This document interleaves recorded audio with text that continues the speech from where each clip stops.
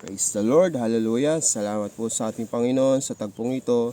Tayo po'y mag-aaral ng banal na salita ng ating Panginoon. Kinakamusta ko po ang aking mga kapatiran sa Doro Faith Church Lamesa at sa Doro Faith Church Parian at sa lahat po ng mga tumututok sa ating daily devotion na para sa ating Panginoon sa pag-aaral natin ng mga banal na salita niya.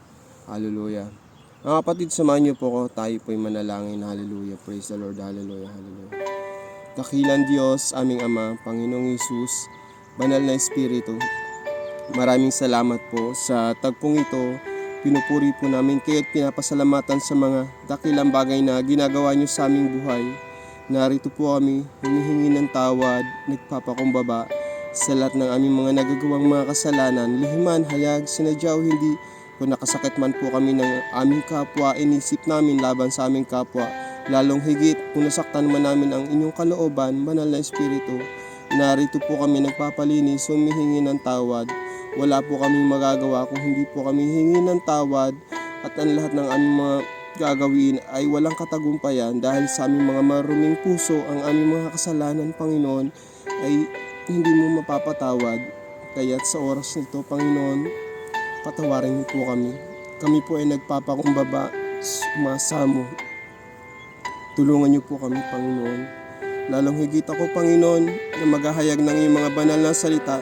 Hindi ko po kaya, Panginoon, na maghayag ng iyong mga banal na salita kung hindi mo ko sasamahan.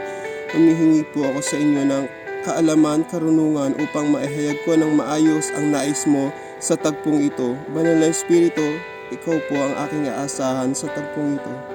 Dalangin ko, Panginoon, ang lahat ng mga lalabas sa aking bibig ay ayon lamang sa iyong kalooban at ang lahat ng mga mapag-aaralan namin ay tumimo sa aming puso't isip maging sa aking mga kapatiran na makikinig. Ngayon pa lamang, Panginoon, inaangkin na po namin ang katagumpayan sa oras na ito sa pangalan ng aming Panginoong Hesus. Amen. Praise the Lord. Bago ang lahat, mga kapatid, samahan niyo po ako. Awitan po natin ang ating Panginoon. Awitin po natin yung kami katagpuin. Amen. Hallelujah.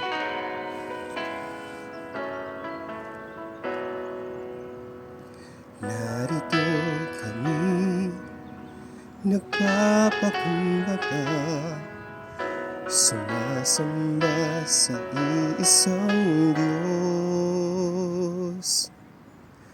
Hinahanap namin karikdan ng iyong mukha, sumasamo sa iyong pagkilos, at sa himig na hain tanging dalangin kami katagpuin. Narito kami, nagpapakumbaba, sumasamba sa iisang Diyos. Hinahanap namin karikdan ng iyong mukha, sumasamo sa iyong pagkilos, at sa himig na hain tanging dalangin kami katagpuin. Iparanas mo sa amin ang iyong kapangyarihan, ipamalas mo sa amin ang iyong kalwalhatian, hanggang ang aming kaluluwa'y mapuspos ng lubusan, at sa aming kalagitnaan bumaba ang kalangitan. Dakila ang iyong ngalan. Praise the Lord, hallelujah. Mga kapatid, tayo po'y mag-aaral na ng banal na salita ng ating Panginoon. Magsipagbukas po kayo sa akin sa Leviticus 7 verse 11 hanggang 38 po. Praise the Lord. Handog pangkapayapaan. Ito naman ang tuntunin tungkol sa handog pangkapayapaan. Kung ito'y inihandog bilang pasasalamat, ang handog ay sasamahan ng tinapay na walang pampaalsa. Ito'y maaring makakapal na tinapay na yari sa harinang minasa sa langis, o manipis na tinapay na pinahira ng langis, o tinapay na yari rin sa harinang minasa sa langis. Ang mga ito ay isinasama sa tinapay na may pampaalsa at sa handog pangkapayapaan bilang pagpapasalamat sa bawat uri ng tinapay na ay magbubukod ng isang iahandog kay Yahweh, at ito'y kukunin ng paring nagbuhos ng dugo ng handog pangkapayapaan. Ang laman ng handog pangkapayapaan bilang pagpapasalamat ay kakainin lahat sa araw ng paghahandog, walang dapat itira para sa kinabukasan. Ngunit kung ang handog pangkapayapaan ay panata o kusang loob na kakainin iyon sa araw ng paghahandog, at ang matitira ay maaaring kainin sa kanila kinabukasan. Kung mayroon pa ring natira sa ikatlong araw, dapat nang sunugin iyon kapag may kumain pa nito, ang handog na iyo'y hindi tatanggapin at mawawalan ng kabuluhan. Iyo'y magiging kasuklam-suklam at pananagutin ang sinumang kumain niyon. Ang handog na karning nadampian ng anumang bagay na marumi ay hindi na dapat kainin, dapat itong sunugin. Ang sinumang malinis ayon sa batas ay maaaring kumain ng karning ito, ngunit ang kumain ng karning handog pangkapayapaan ng di nararapat ay ititiwalag sa bayan ng Diyos. Ititiwalag sa sambahayan ng Diyos ang sinumang makakahawak ng marumi, tao, hayop o anumang bagay na karumal-dumal at pagkatapos ay kumain ng handog pangkapayapaan. Sinabi pa ni Yahweh kay Moises, sabihin mo sa bayang Israel na huwag silang kakain ng taba ng baka, tupa o kambing. Ang taba ng hayop na kusang namatay o ng hayop na niluray ng kapwa hayop ay maaaring gamitin sa ibang bagay, huwag lamang kakainin. Kaya ang sinumang kumain ng taba ng hayop na inihandog kay Yahweh ay ititiwalag sa sambahayan. At kahit saan kayo naroon, huwag kayong kakain ng dugo ng anumang hayop o ibon. Ang sinumang kumain nito ay ititiwalag sa sambahayan ng Diyos.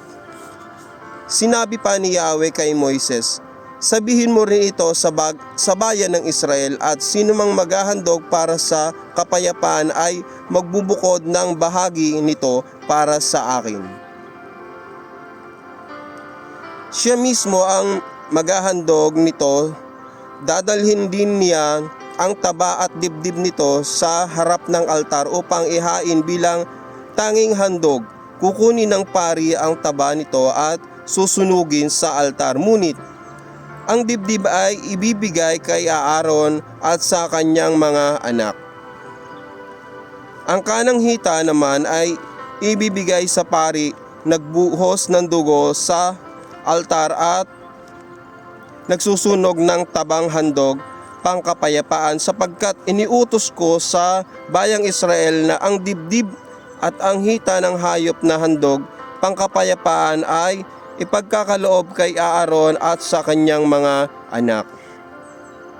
Ito'y panghabang panahong tungkulin ng bayang Israel. Ito nga ang bahagi ng handog kay Yahweh na nakalaan kay Aaron at sa kanyang mga anak mula nang sila'y gawing mga pari para kay Yahweh. Nang araw na iyon, iniutos ni Yahweh na ito'y ibigay sa kanila. ang tuntuning ito ay dapat tuparin ng bayang Israel habang panahon. Ito ang mga tuntunin tungkol sa mga handog na susunugin, handog na pagkain butil, handog na para sa kapatawaran sa kasalanan, handog na pambayad sa kasalanan, handog sa pagtatalaga at handog sa pangkapayapaan. Iniutos ito ni Yahweh kay Moises sa bundok ng Sinai noong sila'y nasa ilalim ng araw na ang mga Israelita ay utusan ni Yahweh na naghandog sa kanya. Inutusan ni Yahweh na naghandog sa kanya. Praise the Lord. Purihin ang pagkabasa ng banal na salita natin, Panginoon.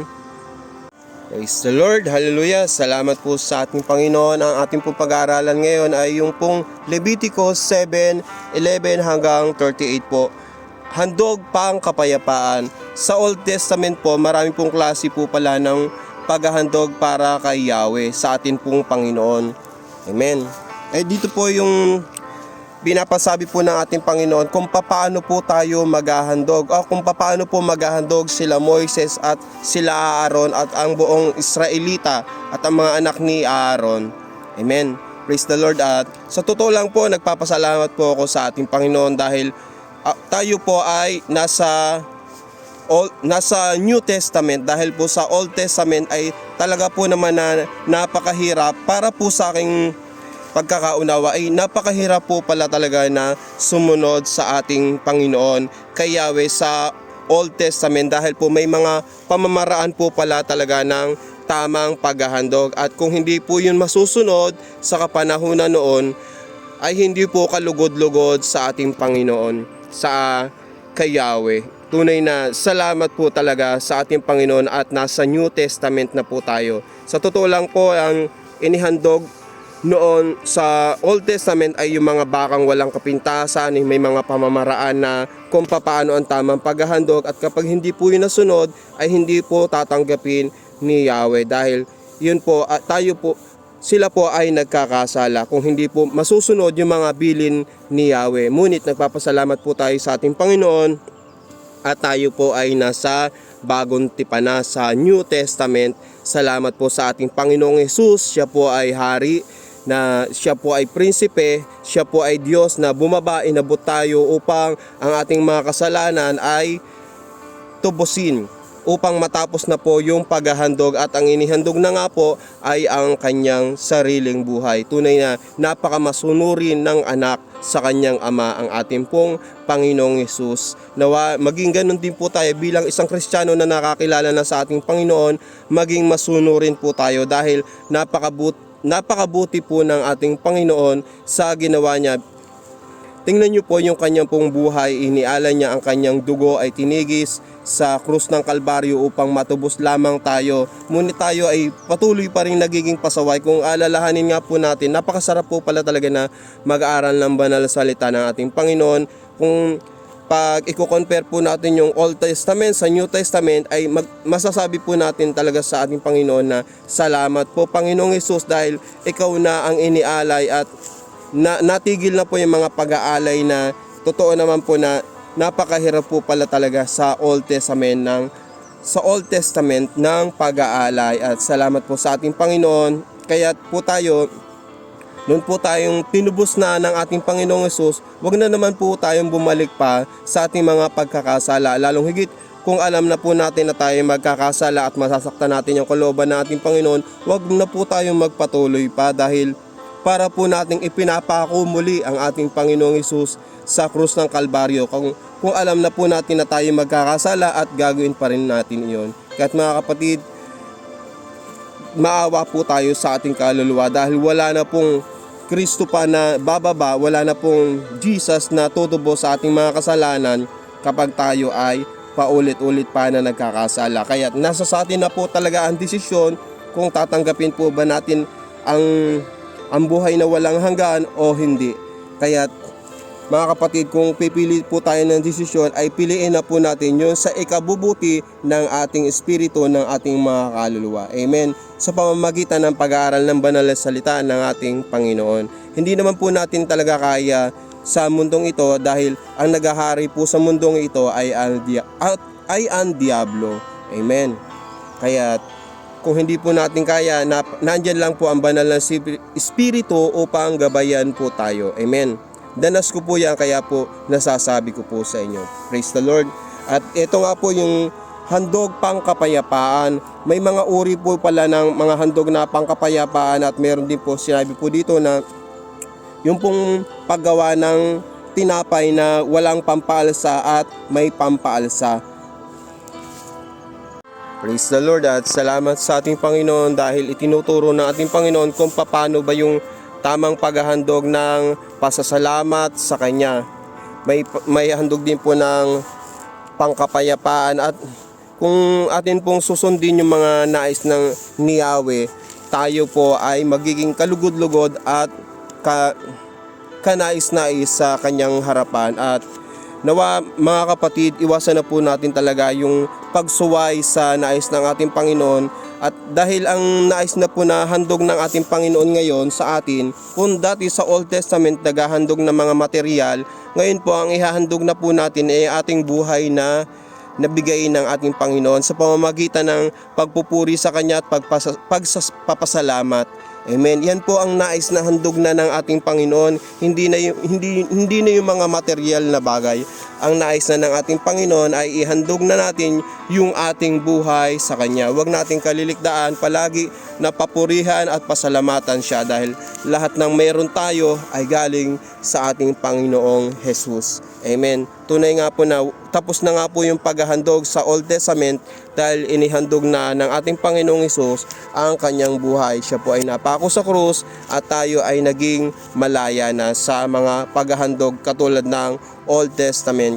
At tunay nga po dito sa sinabi po dito sa handog pangkapayapaan, meron din pong handog ng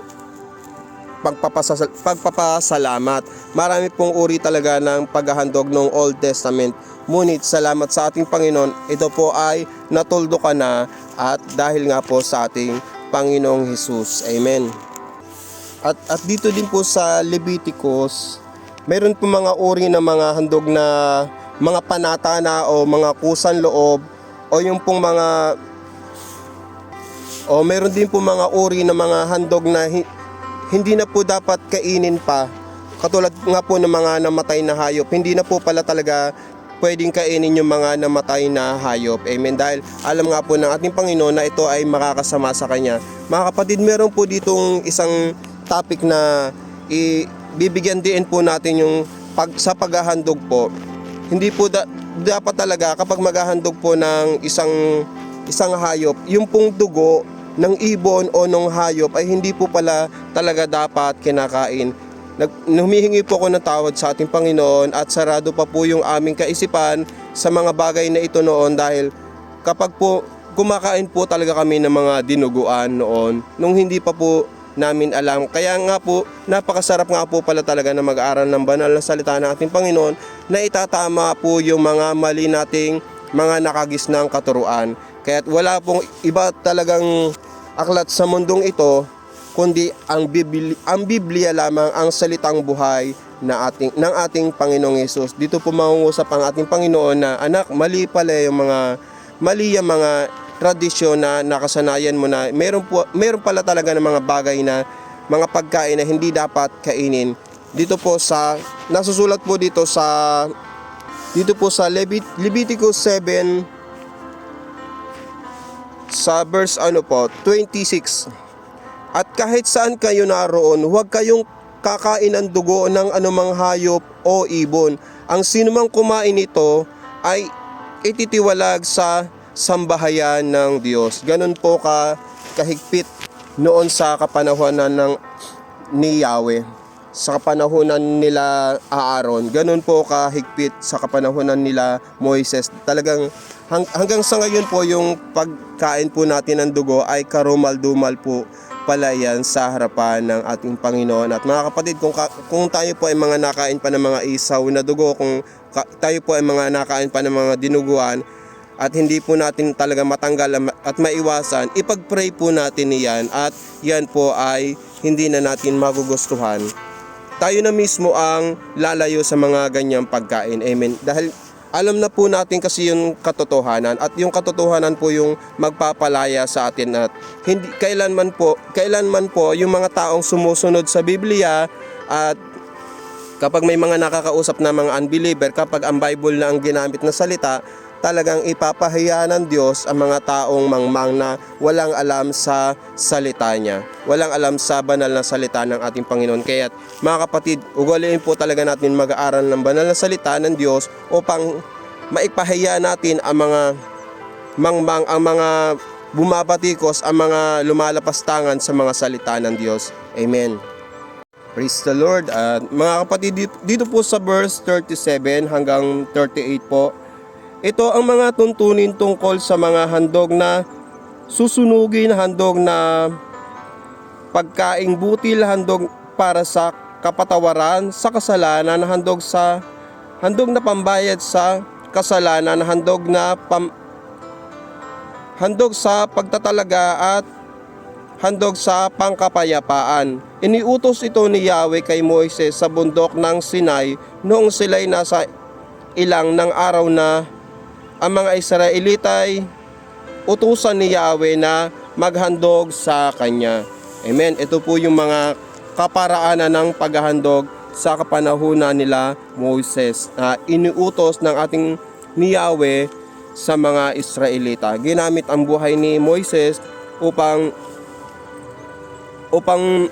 maisagawa ang paghahandog ayon sa kalooban ng ating Panginoon, ayon sa kalooban ni Yahweh. Amen. Mga kapatid, kaya magpasalamat po talaga tayo sa ating Panginoong Hesus dahil natigil na yung mga paghahandog na ito, at ang inihandog na ay ang kanyang buhay na walang hanggan. Ang kanyang buhay na ang buhay ng ating Panginoon na walang dungis, walang anumang halong kasamaan, walang, talagang pure na mabuti ang ating Panginoon.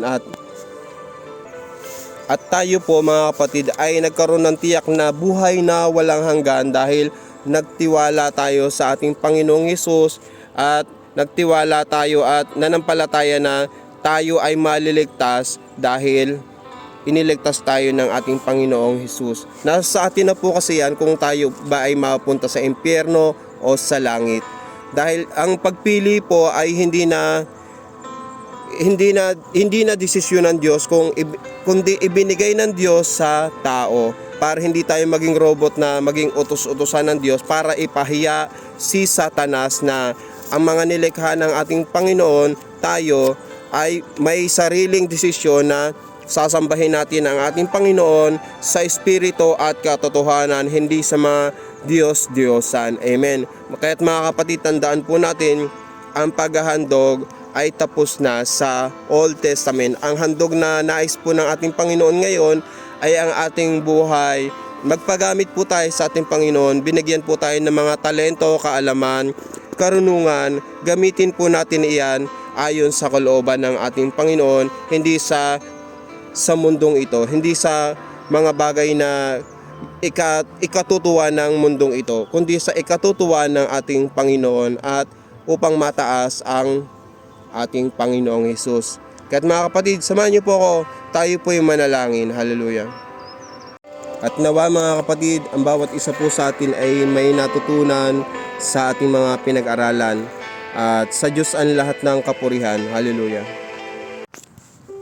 Hallelujah. Panginoon, maraming salamat po Lord sa tagpong ito, sa lahat ng aming mga napag-aralan. Nawa Lord, ito po ay tumimo sa aming puso't isip na may isa pamuhay po namin, Panginoon. Panginoong Hesus, nagpapasalamat po kami na natapos na mga paghahandog, at ang buhay mo ang inihandog kapalit ng aming kaligtasan. Nawa Lord, na sa oras na kami makakarinig ng iyong mga banal na salita, ito ay tumimo sa aming puso't isip na alalahanin namin, Panginoon, ang pagkapako mo sa krus ng Kalbaryo, na tinubos mo kami, Panginoon. Sino po kami makasalanan, ngunit binagyan mo ng karapatan na makasama mo Diyos sa langit na bayan. Kaya't maraming salamat po, Panginoon, na sa oras na nawa Lord na kami ay iyong tatawagin, nawa Lord ang aming mga espiritu ay hindi magkaroon ng kasuwayan. Hindi po kami sumuway sa mga nais mo. Lord, nawa ang katawang ito ay tumugon ayon sa iyong kalooban, Panginoon. Tunay na napakahirap po, Panginoon, na sumunod sa iyong kalooban. Ngunit kapag hiningi namin ang patnubay mo, Banal na Espiritu, ito po ay aming magagawa. Lord, salamat, Panginoon, sa mga paghahandog ng mga nakaraan maging hanggang sa ngayon. Salamat po, Panginoon. Ang buhay mo ay inihandog mo para sa amin. Maraming salamat, Panginoon. Dalangin namin, Panginoon, na gamitin mo kami mightily and effectively kung saan man po kami tinawag sa iyong mga ministeryo, Panginoon. Napakasarap po, Panginoon, na magpurit, magpasalamat sa iyo, Panginoon, sa gitna ng aming mga pinagdadaan, ng mga pagsumok, mga katagumpayan. Nawa, Lord, maging maayos po, Panginoon, ang aming puso't isip na nakatuon palagi sa iyo. Ano man sitwasyon ng aming buhay, Panginoon, malakas man ang alon sa aming buhay, sagana man, nawa, Lord, palagi po namin kayong alalahanin, Panginoon. Palagi po namin kayong pasalamatan dahil lahat po ng mga nangyayari sa aming buhay ay ayon sa iyong kalooban. Kaya susunod lamang po kami, Panginoon. Ang aming po mga puso't isip, Panginoon, tanggalin mo, Panginoon, ang mga pagsuway, ang paglabag, Panginoon, ang mga hindi ka lugod-lugod sa iyong harapan, Panginoon. Tanggalin niyo po, Panginoon. Gamitin niyo po kami mightily and effectively, Panginoon. Salamat po, Panginoon, sa buhay ng bawat isa. Dinadalangin ko po, Lord, ang lahat ng mga leader ng Doro Faith Church, Panginoon, maging sa pinakabago at pinakamataas, Panginoon, na naghahayag ng mga banal na salita, Lord. Nawa, Lord, ang lahat ng mga pinagdadaanan namin, bawat isa, Panginoon, naniniwala kami na nananampalataya na ito ay makakayanan namin, Panginoon. Maraming salamat po, Panginoon, sa buhay ng aming Pastora Christy, sa kanyang asawa, kay Pastor Alan, sa kanyang pag-graduate, Panginoon. Salamat po, Lord, at may makakutuwang na, Panginoon, na ang aming Pastora, Panginoon, sa kanyang paghahayag ng iyong mga banal na salita, maging ang kanyang mga anak at apo, Panginoon. Samahan niyo po ang pamilyang ito. Alam mo, Panginoon, ang paghihirap nila, Panginoon. Alam mo, Panginoon, ang kanilang mga puso sa pagsunod sa iyo. Maging kay Elder Wilma, Panginoon, sampu na kanyang pamilya, Panginoon. Naniniwala ko na nananampalataya na kung paano dati nakakilala ang kanyang mga anak, apo, maging ang kanyang asawa. Ganon mo rin, Panginoon, ibabalik sa iyong sambahayan kung paano po naglilingkod si Elder Wilma. Maglilingkod din po ang kanyang buong pamilya, maging ang lahat ng mga miyembro ng music, Panginoon, ang lahat ng mga miyembro ng Doro Faith Church La Mesa, maging lalong higit sa mga senior citizen na may mga karamdaman. Naniniwala ko na nananampalataya, Panginoon, na sila ay pinagaling mo na, maging ang babae at lalaki, mga kabataan na may mga karamdaman sa Doro Faith Church La Mesa, at maging ang mga nanonood sa daily devotion na ito. Naniniwala ko na nananampalataya na Marcos 11:24 na sila ay magaling na. Maging sa financial namin, maging sa physical, maging sa spiritual, Panginoon, inaayos mo na, Panginoon, ang lahat ng aming mga pinagdadaanan. Tunay na mabuti po kayo sa amin. Maraming salamat po muli, Panginoon, sa kabutihan mo. Ito po ang aming samot dalangin na may pasasalamat at pagsamba sa pangalan ng iyong anak na si Jesus at sa palaging pagsama ng Banal na Espiritu. In Jesus' name, Amen. God bless us all, mga kapatid. Sa Diyos po ang lahat ng kapurihan, at patuloy po tayong tumutok at sumuporta sa gawain para sa ating Panginoon, dahil tayo po ang makikinabang ng lahat na ito. Amen.